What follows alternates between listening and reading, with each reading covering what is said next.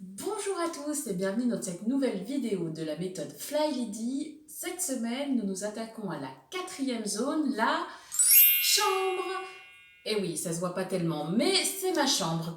Cette zone est plutôt petite et facile à réaliser, sauf si on rajoute quelques subtilités dont je vous parlerai tout à l'heure. Mais pour l'instant, nous allons nous concentrer exactement comme d'habitude sur les 4 étapes du rangement. 1. Désencombrer. 2. Dépoussiérer. 3. Nettoyer. Et 4. Terminer. Allez, on y va. C'est parti. En plus de vos produits d'entretien, vous aurez besoin d'ammoniac et d'huiles essentielles. Commencez par désencombrer la chambre, déshabillez entièrement le lit, jetez ce qui doit être jeté et sortez de la chambre tout ce qui peut l'être afin de rendre le ménage plus facile. Toi aussi le chat, oust! Évidemment, le changement de drap doit être régulier, mais aujourd'hui, on parle de nettoyage en profondeur de toute la chambre. Maintenant que la chambre est désencombrée, on va s'atteler au dépoussiérage. On part toujours du haut vers le bas avec un chiffon humide ou un aspirateur et on insiste bien partout. C'est parti! Pensez aux suspensions et aux lampes, les ampoules sont souvent pleines de poussière. Aspirez soigneusement votre matelas pour le débarrasser des peaux mortes et des vilains acariens. Berk. Pour les matelas tachés, je vous donne une astuce tirée de l'émission C'est du propre.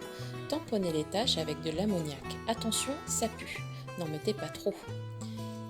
Laissez agir 15 minutes avant de rincer avec un gant de toilette humide, puis sécher soigneusement avec un sèche-cheveux.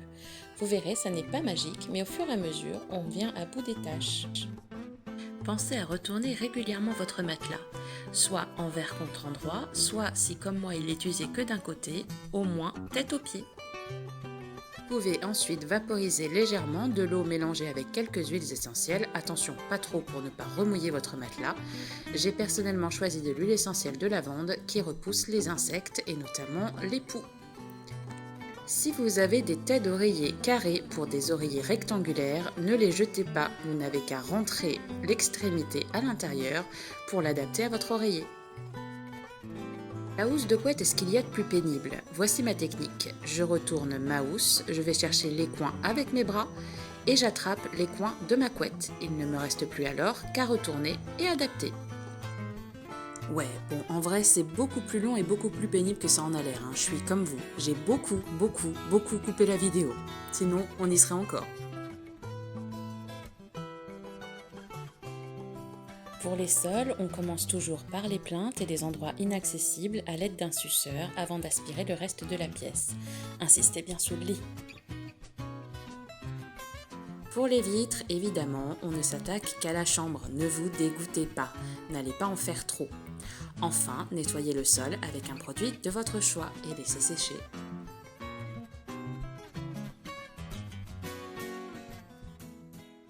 Voilà, le plus gros de la chambre est maintenant terminé. Nous allons donc pouvoir passer aux finitions. On passe les clenches, les poignées pour les non-normands. Les poignées de porte, ça s'appelle des clenches chez nous.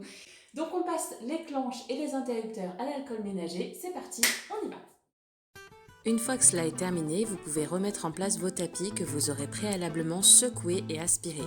On les nettoiera en profondeur plus tard. Vous pouvez maintenant rentrer tout ce que vous aviez sorti de la chambre et le ranger correctement. Voilà, votre chambre est maintenant terminée. Il est temps de vous... Ah non mais Prune, je t'arrête, c'est pas fini là. Comment ça non? Bah oui, enfin, réfléchis. De quoi tu parles?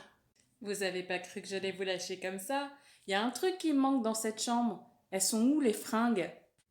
Elles sont là, aïe aïe aïe. Pour le dressing, nous allons utiliser la méthode Marie Kondo. Pour cela, il faut d'abord faire un énorme tri dans vos vêtements.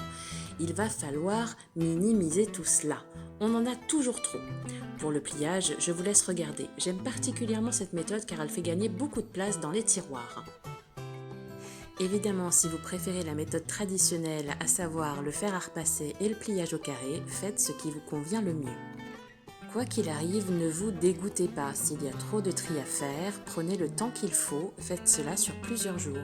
N'oubliez pas ensuite de dépoussiérer et de nettoyer ce dressing si vous avez comme moi la chance d'en avoir un séparé de la chambre. Cette fois-ci, plus de blagues, vous avez véritablement terminé votre chambre et votre dressing. Félicitez-vous! Je suis fière de vous. Soyez fiers de vous également. Bravo! La semaine prochaine, nous nous attaquons à la zone suivante, le salon.